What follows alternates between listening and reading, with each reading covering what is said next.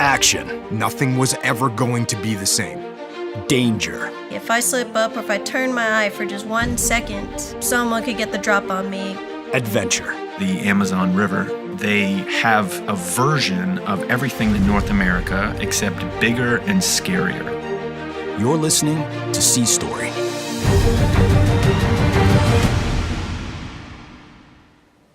Bonus episode, Drug Problem. My name is Brendan McLane. I'm from Palestine, Texas. I'm an admiral in the U.S. Navy, and this is my sea story.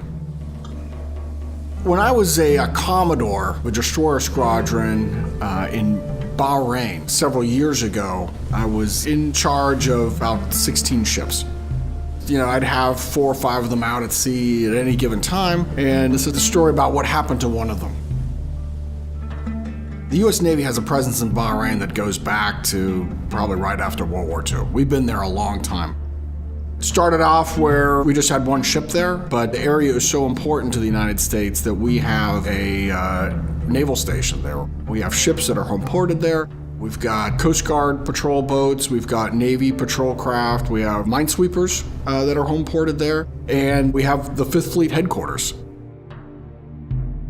One of the problems we had during the time was there was a lot of drugs getting moved, a lot of things getting smuggled across the Arabian Gulf. America isn't the only country that has a drug problem. Many countries have drug problems, so by helping our allies deal with theirs, we're doing something that's kind of noble and worthwhile. My ships were part of a maritime security operation trying to interdict those and cut down on illicit trafficking.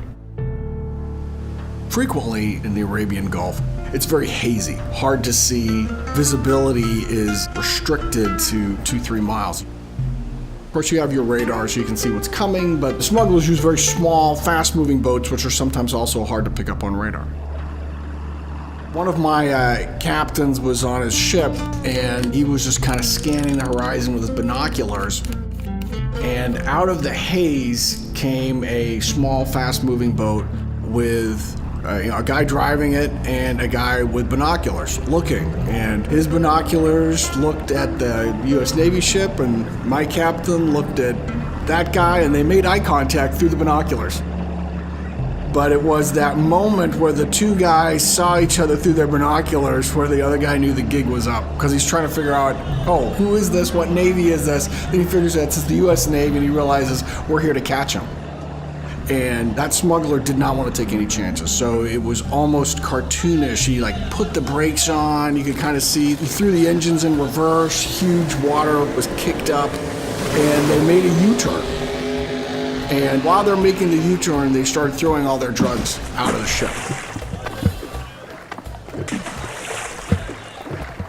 My captain, being a quick thinker, launched their small boat to go collect the drugs as evidence, and then started hightailing it after them and chased them all the way back to the other side of the Arabian Gulf. We know that we deter a lot of the activity just by presence alone. But you kind of have to take that on faith. When you actually get to interdict and stop the drugs from coming, that gives you a great feeling of success.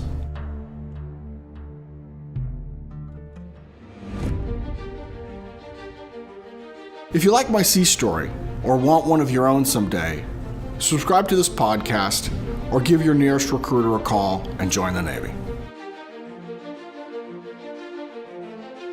Sea Story is brought to you by America's Navy. Learn more at Navy.com.